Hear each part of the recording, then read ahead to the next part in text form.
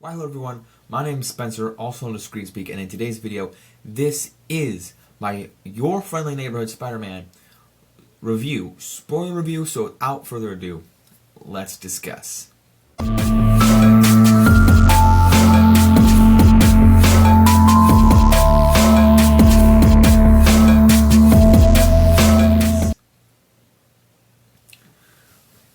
Alright guys, so as I said, there's all 9 episodes, or all 10 episodes I should say, of this show are out now.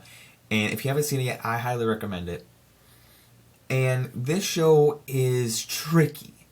I'm a big Spider-Man fan, right? And Marvel Animation, last year they did the X-Men 97 show. Continuation of the X-Men animated series. It came out in the 90s, and then like 96 that ended then, and then they started. X-Men 97 is a continuation of that came out in this modern age. What it feels just like they created it after that era, in that era. So this is a Spider-Man show that is, if you know the series What If, this almost feels like a parody or another, like a spin-off of What If. Like, oh, what if Spider-Man didn't join the Avengers, wasn't in Civil War, and we played his origin out differently. And it's still, this show was going to be called Freshman Year, and then it was going to be Tom Holland's voice. And it almost feels like a little bit, what I like and dislike, I'm going to get into like the details of the show. What I like is a different take on Spider-Man. And, you know, I'm a big Spider-Man fan, so I was eating up every bit of this show. What I think, there's two variables here that I think fail. And one is that it feels so much like Tom Holland's Spider-Man beats that you're like, okay, this can play out, and he's just in his apartment with Aunt May. And then you see him with Norman Osborn, which plays out kind of like Tony Stark, that you're like, well, okay, we've kind of seen this before. And then the whole Civil War mention, the Sokovia Accords, and you go, you're right, because we know that already happened. So I don't know, there's just moments there like, okay, I knew that already. But anyway, the underlying story here is a little, I'll enjoy it. The other thing, though, is Ben Parker, or Richard Parker's dad, Ben Parker, Uncle Ben. It bothers me to where, you know, we've seen the with great power comes great responsibility scene 3 times. The 2 times was Uncle Ben dying, and then this 3rd time was Aunt May in No Way Home. Great use of a scene, but for this show to just exactly like Tom Holland's just have Uncle Ben gone, it makes it like, okay, like, why do you just exclude him yet again in this MCU slapped on, like, you know, trademark show? I'm not sure, but again, I like this for what it was. It's renewed for season 2, so hopefully, I'm not saying we're gonna get Uncle Ben, or maybe we'll get a flashback, but just at least that we are getting a season 2, so more development for the characters and so forth. One of the things I really like in this series, I'm not, if you recall the terrible Velma show when they race flopped Shaggy, and his name was, I can't even remember his name, Norman, or I can't recall, but it wasn't Norman. I don't remember. And there was a whole lot of controversy on that show, rightfully so. I did not understand the, like, love for Velma. The only thing good behind the Velma series was the theme song, but that's not saying a lot. This show, the theme song for this show, Spider-Man, Your Friendly Neighborhood Spider-Man, is fantastic with the, like, old Spider-Man, and then they, like, do their own, like, little rap song. I'm not putting rap in quote, it's a rap song, but it feels like a very catchy song. It's a very catchy song.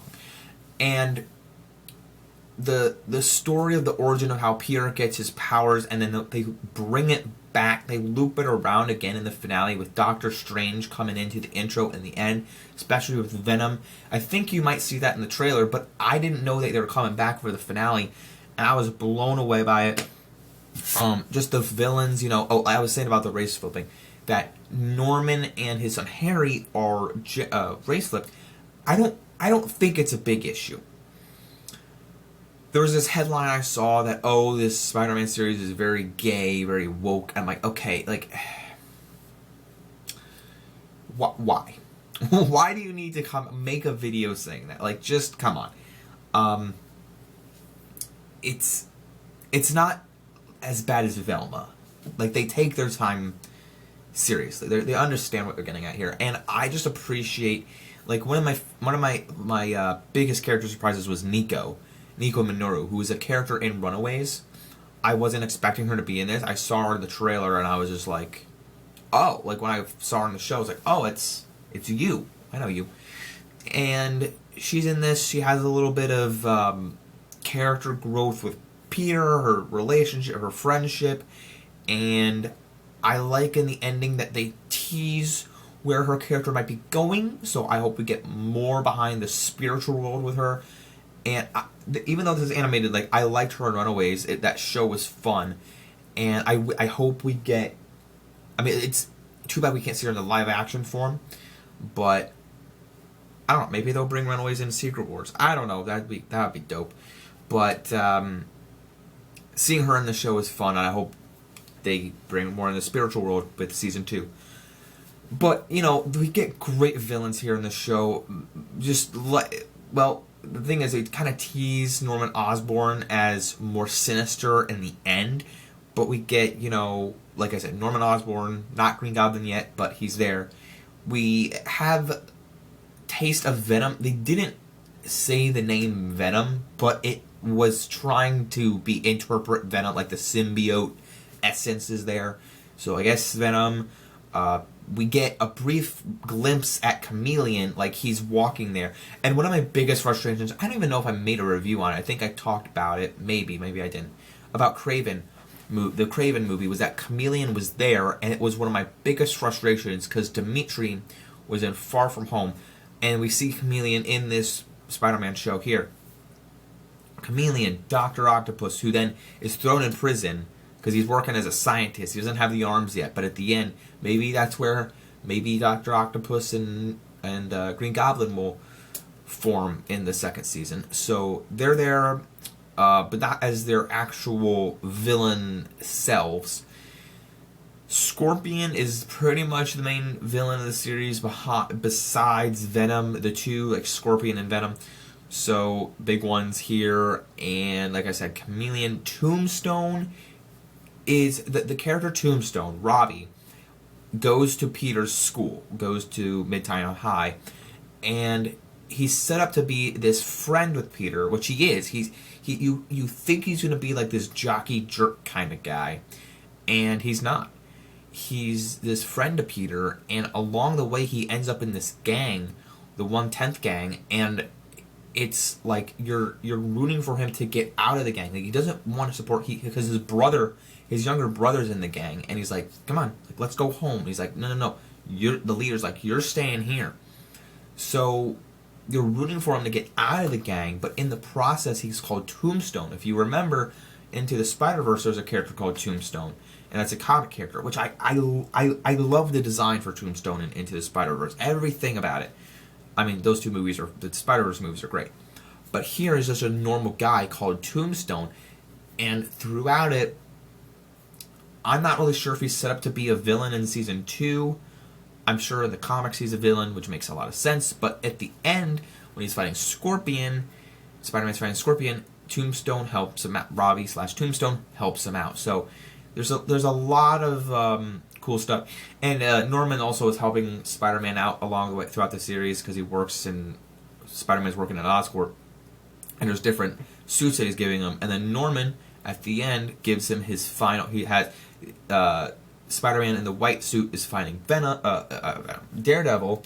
Daredevil's in the show. So, and then Harry Osborn gives him the classic suit that you see here, the red and blue suit. And at the end of the series, very cool. Oh, by the way, another cameo, another mention, person in this show was Amadeus Cho, was a scientist at Oscorp, and I love that. And I was like, oh, I hope Amadeus Cho's in Captain America: Brave New World because of the whole Hulk storyline. But now he wasn't, which I guess for the most part is fine, but would have been cool to see him as a Hulk. But it probably wouldn't have made any sense. I don't know. That movie didn't make sense. Made sense. It was fun. Regardless, I'm here to talk about Spider-Man. So at the end of the series, we have a Daredevil mention. He's like, so can you go spy on Norman or Harry Osborn for me? And to one of the girls that worked at Oscorp, I forget her name. She was pointless. Not pointless. She was just, I don't remember her name. And she's like, yeah, I'll go spy. I spy on one Osborn, I'll spy on another. And so Daredevil, I like that the end of this show was like, because Captain America already came out, so the show kind of ended with, here's Daredevil, and then that's the next show, so we're just like swinging right in. Get it? Swinging like Spider-Man, swinging into Daredevil. Haha, my jokes are great. Anyway, I like that. So just a lot of great stuff. Great animation. It's not top tier like Spider-Verse. And it's not like, Invincible's out right now. It's not like Invincible animation, but for this show, what it was good. It was good animation. I like the music. I forget who did the music. I mean, the main theme was just great. The Newton Brothers did X-Men 97, but I enjoyed this show. I don't want to be a broken record and just continue what I've been saying. Excuse me. I swear I'm good with this, but it's like I like the animation, like the character relationships, and I really wasn't offended by this series. Like, people were complaining about the trailers, specifically John Campea, but I feel like this show did a good job at what it was getting across. And I've just never been disappointed by anything Spider-Man. I've never been, even Amazing Spider-Man 2, it's just, that's a fun movie for what it is. Well, I mean, like, with things with Spider-Man in it, like, Kraven was bad, but even so, like, things with Spider-Man in it, I enjoy. So, there's that for you. I mean, I've never watched, like, the Spidey and His Amazing, or the little kid Spider-Man show, the ones, like the round heads that look like pop figurines. I haven't seen that one. I think it's, because there's Spidey and His Amazing Friends, which is like the Firebird and the Iceman show, but I forget what the one with the little kid. Let me look it up. Spider-Man little kid show. Is it Spidey and His Amazing Friend? Okay, so I was right. But then I thought there was another one, Spidey and His Amazing Friend. I don't know. Well, I was right. Spidey and His Amazing Friends. I haven't watched that, but it's for kids. So if I have kids someday and they throw it on, I'm not going to be like mad at it, but I just haven't watched it myself. So anyway, this show for me is probably a 9 out of 10. Just like 1 star off, like a 4 out of 5. 4.5 stars on Letterboxd, but I don't know. I wouldn't do this show on Letterboxd. I don't know. I can't. I'm just going to do movies on Letterboxd, but regardless, this show's like a 9 out of 10. For me, it deserves it. It's not terrible. It's just like, I think on Rotten Tomatoes it has like a 80 or something percent. I haven't looked at the last time. I think it's like a 97. But it's really good. I highly recommend it. Like, there's great fights. Great, like I said, it's not canonical to the MCU. I think that's where it falls flat here. But I think that's because there's other MCU things coming out this year. For instance, like Ironheart, Wonder Man, and the Eyes of Wakanda show, and like the Marvel Zombies. None of those I'm interested in. I'm going to watch them all. But the Daredevil one is really interesting for me because they're trying to make it connected to the MCU because, I mean, Daredevil, we've seen him in like some other projects already to this, and we've seen Kingpin and Hawkeye. So I'm interested in that. This one, it's confusing because it's like, oh, we know these MCU tie-ins, but this Spider-Man's not in the MCU, so it's an odd show to watch and process. But for what it accomplishes, for what it does, it satisfies, gets the job done, and I appreciate it. But I don't know, that's all my thoughts. It's 9 out of 10. What did you think? Have you seen it yet? I highly recommend, but it is one of those like... and before I leave though, speaking of what if, in the last episode, you see Spider-Man Thrip and he's like in the suit, he's done talking to Doctor Strange, and he's like... Well, because he asked Doctor Strange, he's like, so what happens in the future? Am I a good superhero? And he's like, I can't tell you. Even if I knew, I can't tell you. Doctor Strange goes off, and you just see in the distance the Watcher's face from What If, and I'm like, alright. I felt like that was a little too on the nose. So this is like a what if scenario. I didn't know how I almost forgot to mention that. I don't know how I felt about that. So it's kind of like a what if scenario, like entirely. Like they were marketing that, or like banking on that at the end. Like not marketing, but like the fact that you just had the Watcher's face there. I'm like, really? Because now like it. I don't know. I'm just... Again, I like the show, but then it just felt like, look, what if this is a what if scenario? I'm just like, all right, that's a little too much, but it's great for what it is. It's great. 9 out of 10. I recommend watching it. I'm excited. There's another season. Just don't use the Watcher face again, please. They're so on the nose. It's like, you don't need him. Like, use the Watcher for What If, which you've ended your series already. But you don't need the big face in the sky anymore.